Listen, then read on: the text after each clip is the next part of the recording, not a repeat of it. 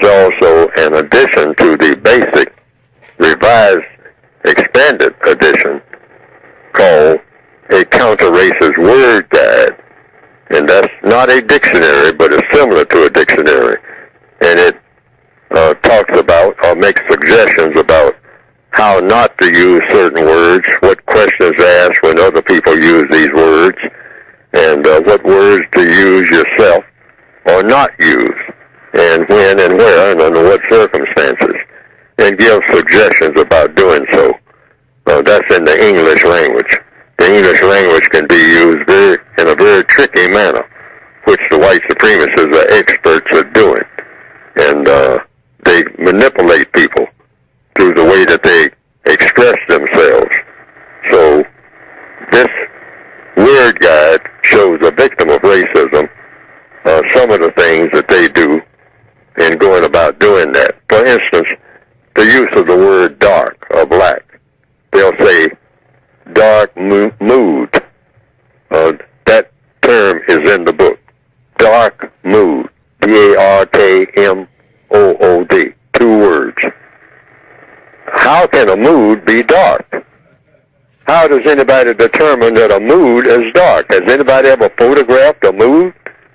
I mean, it probably could be done. I'm quite sure the white supremacists, if they hear me say that, they'll go out of the way and say, oh yes, that can be done. I mean, but actually, what the white supremacists do, they take everything for the most part. Now, they make an exception with this thing called Black Friday.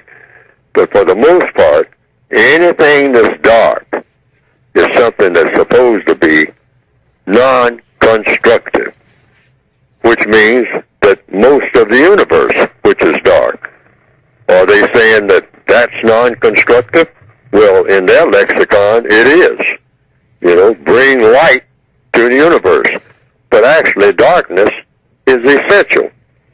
You have to have darkness, and you have to have light.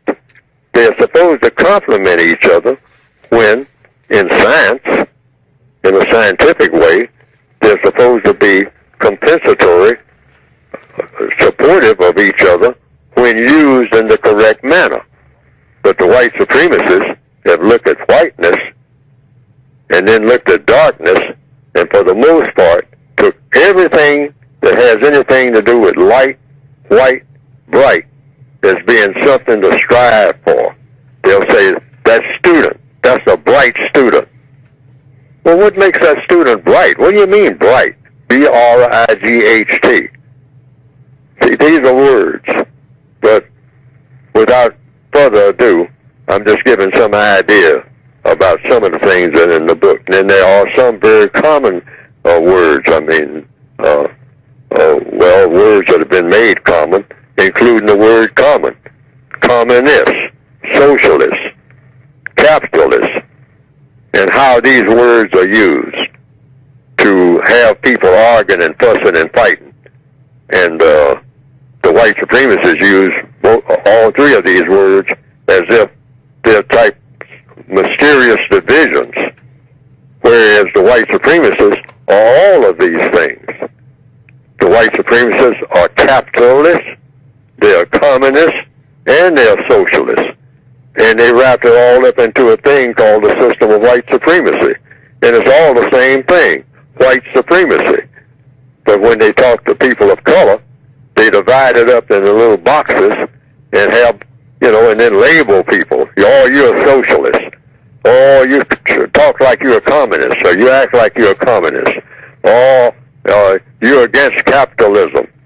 When actually, the supreme communist and the supreme capitalist and the supreme socialist are white supremacists. Mm-hmm. This is all explained in the textbook. You can get the books by going to producejustice.com.